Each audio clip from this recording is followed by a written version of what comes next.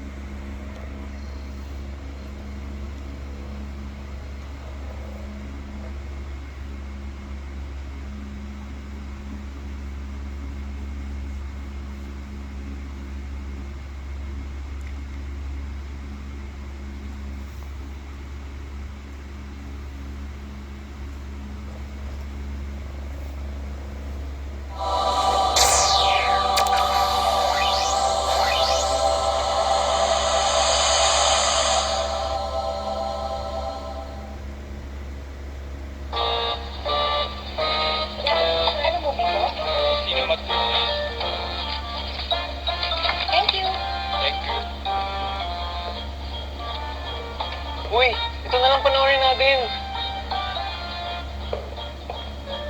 Excuse me, hindi kayo pwedeng manood dyan. Ay, R18. Oo, R18. 18 at pataas lamang maaaring manood nito.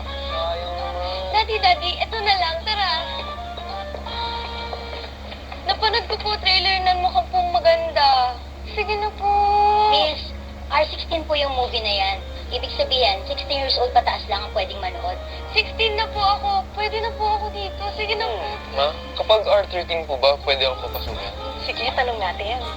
Sa R13, pwede 13 years old, pataas. So, narinig ko, ang ganda daw itong pelikula nito. Talaga po? Oo, at saka pwedeng-pwede ka dyan. Ha? Kasi rated PG, parental guidance. Gusto ka sa Asan mo yung yun. pagawas? Pwedeng-pwede ka pumasok sa sinihan. Daddy!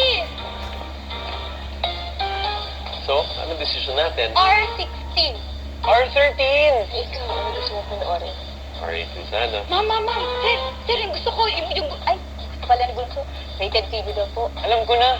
Eh kung magkahiwalay na lang kaya tayo na sinihan. No, hindi pwede. Pamilya tayo at sabay-sabay tayong manunood. Ayan, lagot ka. Ginalit mo na naman si Mommy. Quiet! Kung hindi kayo magkakasundo sa gusto nyo, ako na lang ang mamimili. Eto ang papanoorin natin. Rated G, General Audience. Para sa lahat, pwede sa lahat!